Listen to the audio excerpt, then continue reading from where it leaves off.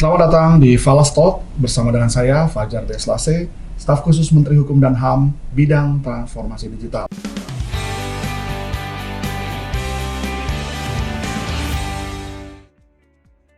Hari ini kita akan membahas satu topik yang menarik yang baru saja diluncurkan oleh imigrasi, yaitu second home visa. Bersama dengan kita sudah hadir narasumber kita yang luar biasa, Direktur Lalu Lintas Keimigrasian Bapak Amran. Selamat datang kembali Pak di Falas Talk. Sehat selalu Pak? Sehat Pak, terima kasih Pak Falas.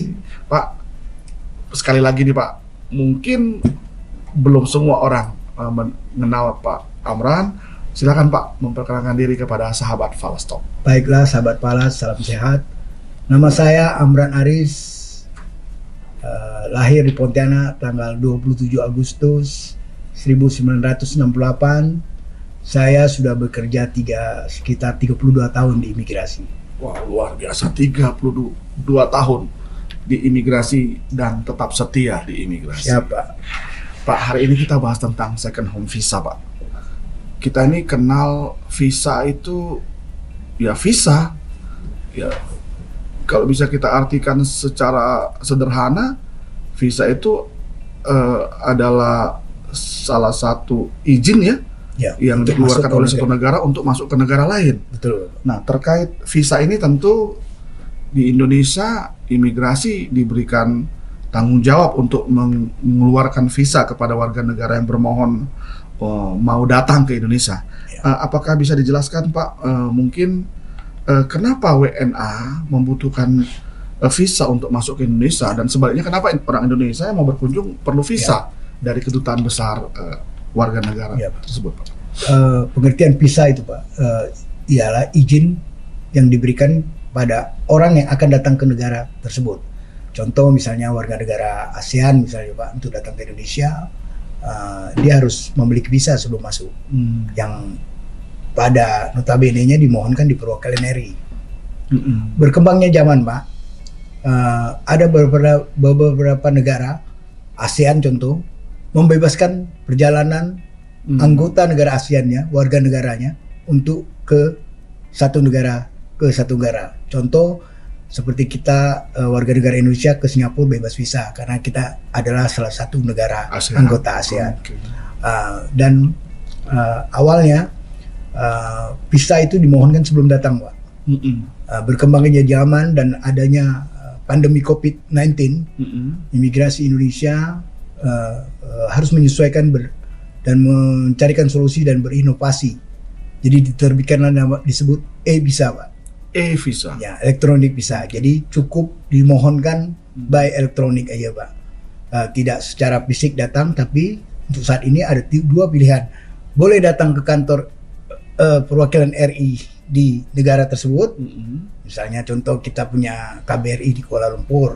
Bisa datang ke sana atau masuk website visa imigrasi, visa.go.id, kita bisa melakukan pelayanan permohonan visa juga tersebut.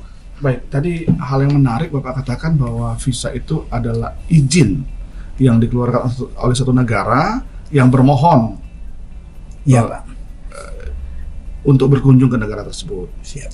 Nah, berarti kalau terkait izin mungkin apakah dimaksud di sana tentu terkait dengan pengamanan negaranya, keamanan negaranya, ya Pak ya? Betul, Pak. Berarti negara tersebut melakukan identifikasi kepada pemohon, profiling terhadap profiling kepada pemohon yang mau berkunjung. Nah, Pak, tadi Bapak juga mengatakan bahwa di negara-negara ASEAN itu ada bebas visa. Apakah memang negara-negara ASEAN ini sama-sama yakin, wah, sesama negara ASEAN nggak mungkin lah melakukan kejahatan tertentu gitu, Pak? Itu yang melatar belakanginya apa ya, Pak? Perbedaan. Tentu kita juga mengenal ada negara Amerika misalkan. Dia sangat hati-hati untuk melakukan bebas visa. Dia selalu melakukan profiling dan bahkan lama untuk visanya keluar, Pak. Betul, Pak. Nah, yang melatar belakangi kebijakan-kebijakan itu apa, Pak ya? Dan juga termasuk Indonesia. Ya, kalau untuk karena ada perjanjian antara negara ASEAN misalnya, Pak. Contoh ada beberapa negara juga seperti Jepang, Taiwan, dan beberapa negara lain tidak mewajibkan warga negara Indonesia untuk datang ke negaranya dengan memohon visa di kedutaan atau embassy-nya. Karena satu, mungkin kita punya dukungan data ke sistem yang cukup tinggi, tukar informasi antar kerjasama antara imigrasi dan polis, Pak, Interpol.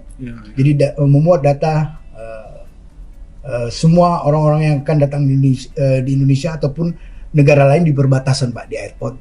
Jadi kita sudah menginformasikan terlebih dahulu siapa yang akan datang. Ya, mereka sudah dapat datanya. Datanya kita dapat, Pak. Jadi kalau ada catatan, pasti orang itu tidak bisa masuk ke Indonesia, Pak. Jadi kejahatan tidak menutup kemungkinan.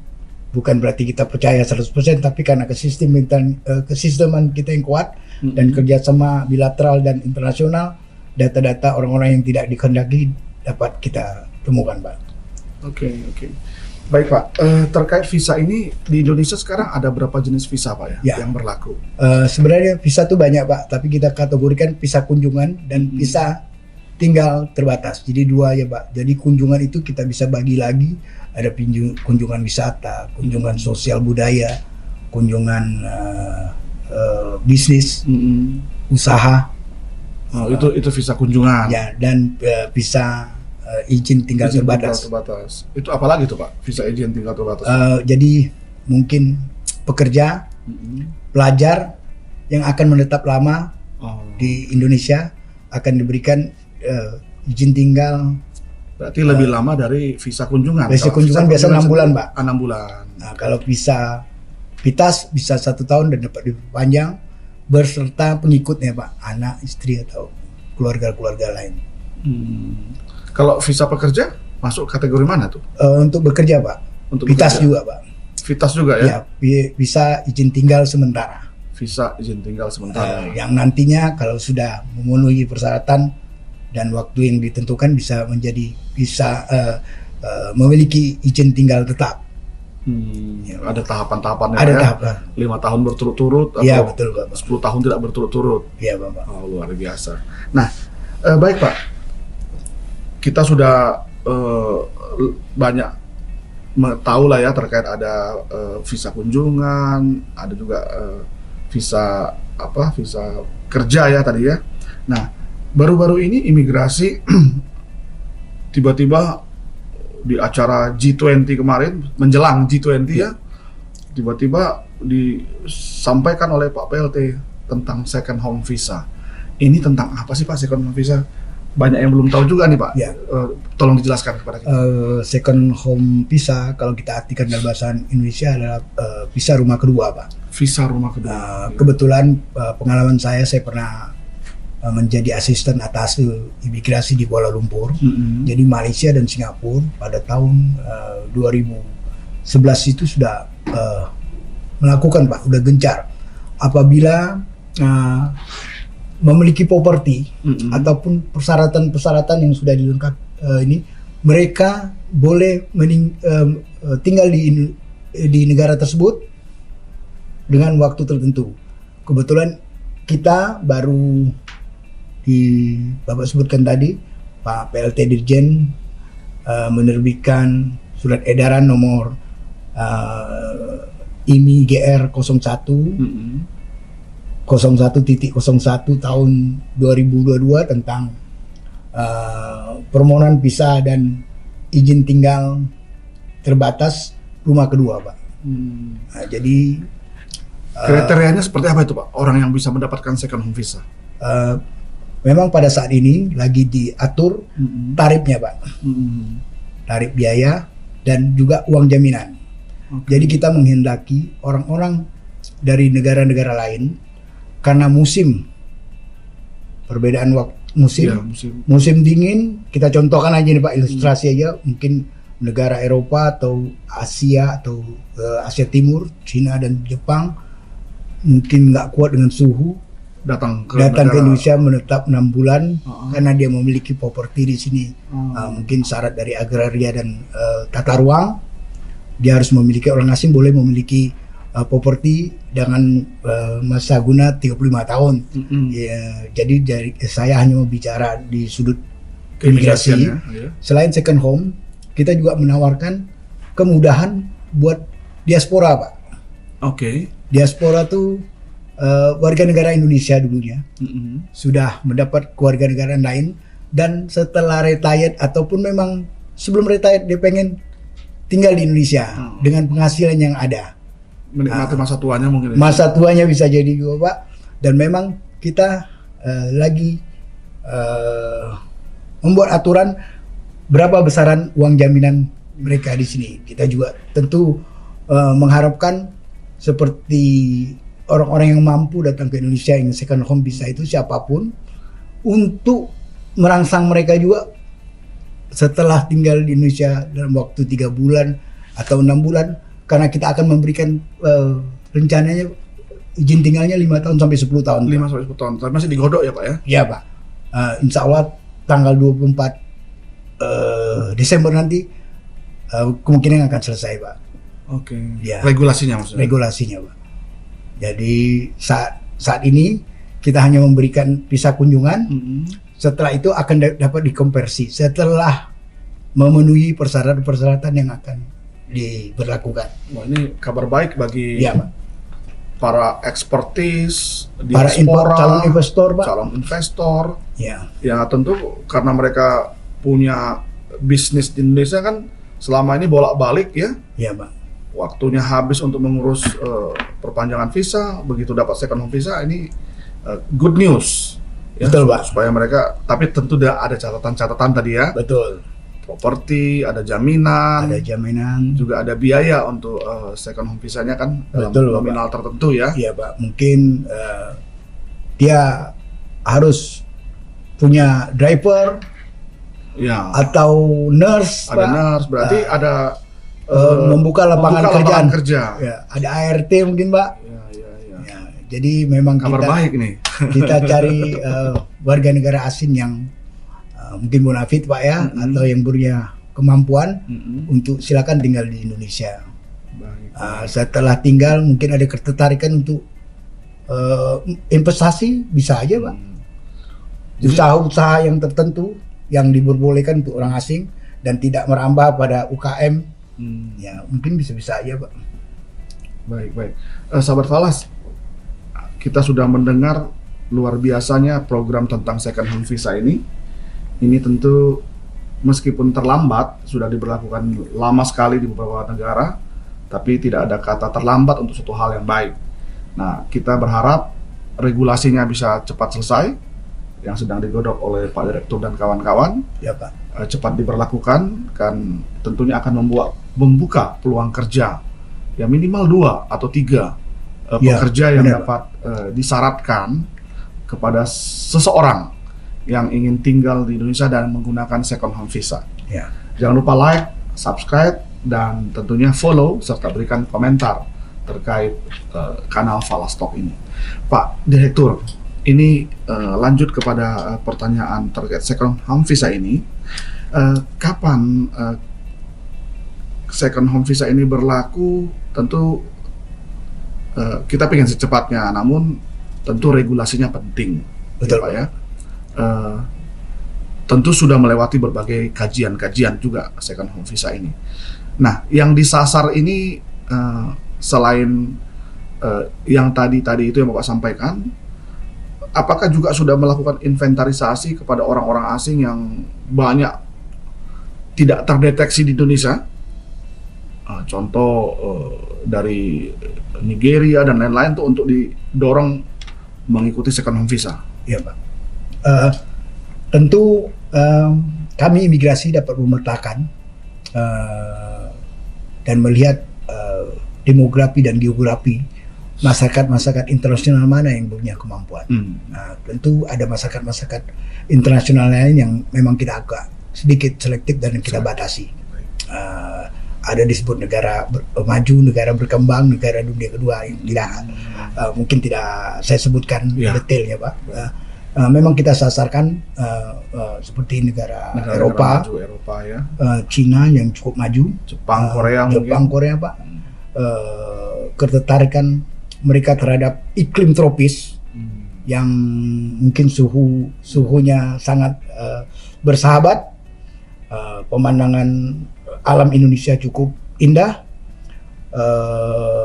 nilai-nilai kultur dan kebudayaan kita sangat mulia, maksudnya sangat disenangi oleh masyarakat internasional, dan itu yang kita bekerjasama dengan kementerian lembaga lain seperti Parekraf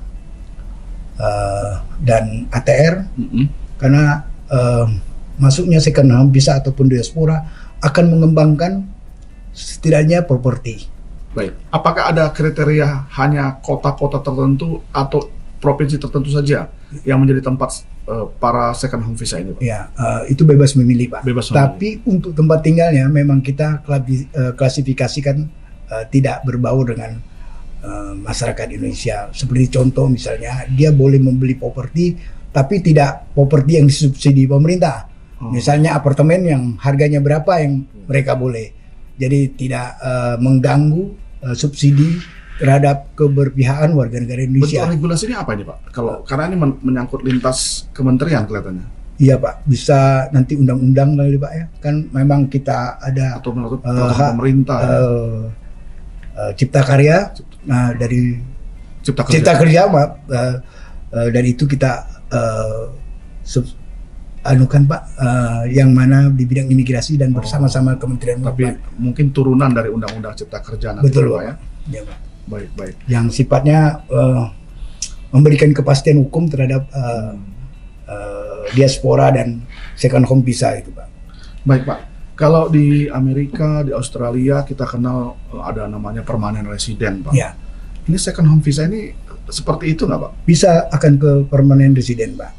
Seperti yang tadi saya katakan, ada jenis dua visa kunjungan dan visa izin tinggal sementara yang bisa dengan waktu tertentu menjadi visa izin tinggal tetap (ITAP). Itu kan bisa nantinya bisa naturalisasi, Pak, kalau kita cerita panjang akhirnya. Dan ini juga seperti PR, Pak, permanent resident, untuk warga negara asing memilih itu. Karena kita akan berlakukan 5 dan 10 tahun, Pak. 5 sampai 10 tahun. Ya. Dapat diperpanjang. Dapat diperpanjang sampai masa yang tidak di. Tapi tentu harus bayar lagi. Ada ketentuan lagi. Iya. Baik. Dapat PNBP lagi negara ya tentunya ya. Tentu, Pak. Tidak kan kita disebut capital flight, Pak. Dana-dana yang akan masuk kita sangat banyak, Pak. Sebagai contoh, mungkin di minggu depan ini kita bersama rombongan Ditlantas Kim dan bersama PLT Dirjen akan berkunjung ke Singapura dan bekerja sama dengan warga pengusaha kita di Batam untuk menarik pemukim yang bekerja di Singapura tapi ingin tinggal di Batam, karena Singapura properti mahal. Mereka akan tinggal di Indonesia, di Batam khususnya. Ini percobaan, kita akan coba di Batam, dan kita akan memberikan kemudahan adalah multiple visa 1 tahun, Pak. Jadi mereka dalam 1 hari 5 kali, karena Batam kan 45 menit aja ke Singapura, Pak. Jadi pekerja-pekerja mereka akan tinggal di Batam. Ya. Jadi propertinya, tempat tinggalnya murah, biaya hidup murah, dan kita juga berharap menimbulkan lapangan kerja baru buat masyarakat Batam dan sekitarnya. Terima kasih, luar biasa sekali nih pemerintah, khususnya imigrasi sangat memperhatikan masyarakatnya dan pekerja-pekerjanya, dan juga mendatangkan PNBP bagi negara. Pak, apa yang menjadi pilihan sampai akhirnya momentum G20 kemarin digunakan untuk memperkenalkan second home visa, Pak, ya? Karena kalau kita perhatikan tuh di media, second home visa itu diluncurkan pada waktu menjelang G20 itu, Pak. Iya. Sekaligus promosi ya, Pak, ya? Iya, Pak. Kebetulan di Bali, Pak, banyak sekali warga negara asing yang bermukim di Bali dengan visa kunjungan yang harus perpanjang 6 bulan sekali, dan mereka keluar lagi ya? Keluar lagi Pak. Kenapa kita nggak ambil kesempatan itu? Betul. Bersama kementerian lembaga lain dan BPKM dari teman-teman dari pariwisata juga Pak. Banyak sekali Got Talents yang dia bekerja di Indonesia, tinggal di Indonesia tapi sasarannya ke dunia lain, Pak.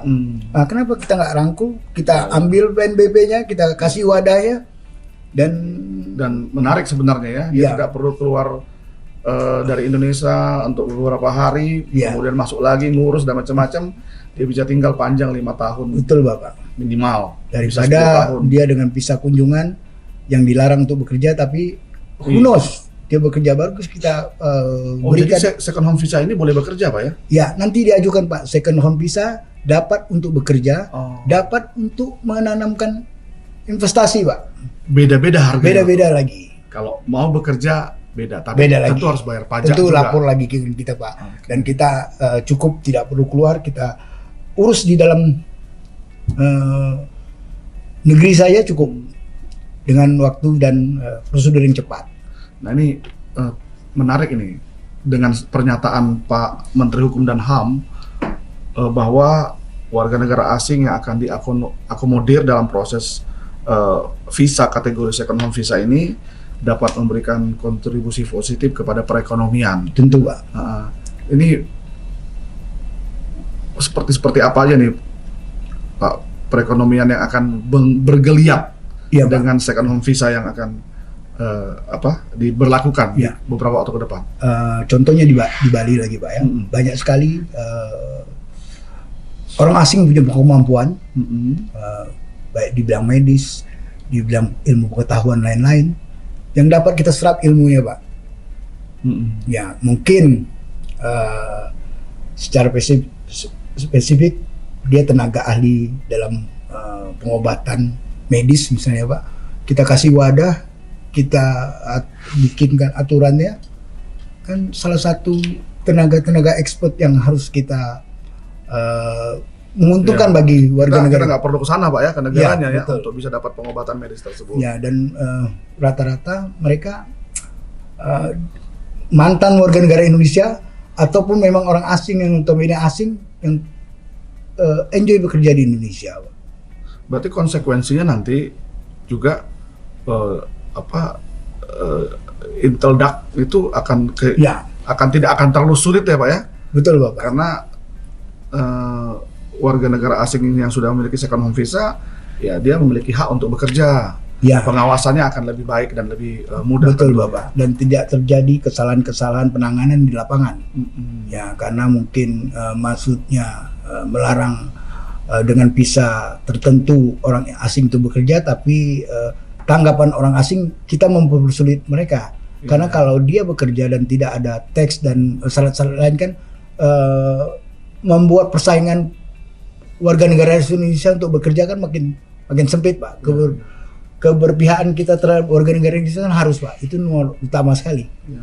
Sosialisasi juga penting dilakukan penting kepada sekali, Pak. warga negara Indonesia, karena selama ini kan pemahaman kita orang asing yang melakukan kunjungan tidak boleh bekerja Pak.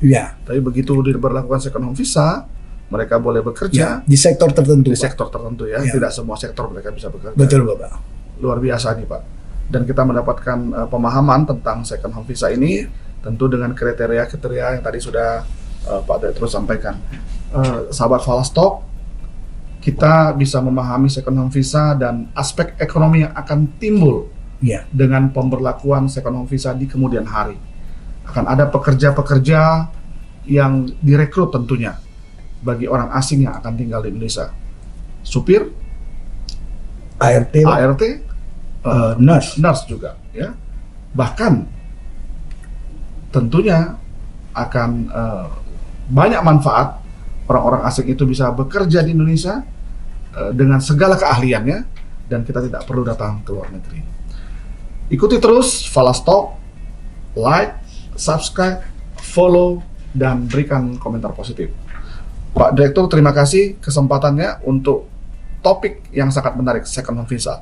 Bapak berikan masukan atau komentar kepada sahabat Falas Pak untuk second home visa ini. Silakan Pak. Sahabat Falas yang saya hormati dan saya sayangi, kita jangan anti terhadap orang-orang yang datang.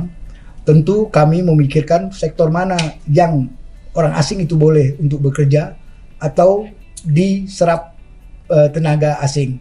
Jadi mari kita sama-sama membangun Indonesia, kasih saran dan masukan terhadap imigrasi. Kita selalu menerima saran-saran dan masukan-masukan yang positif demi negara ini. Terima kasih. Terima kasih Pak Amran. Sahabat Falas, sampai jumpa di Falas Talk sesi berikutnya.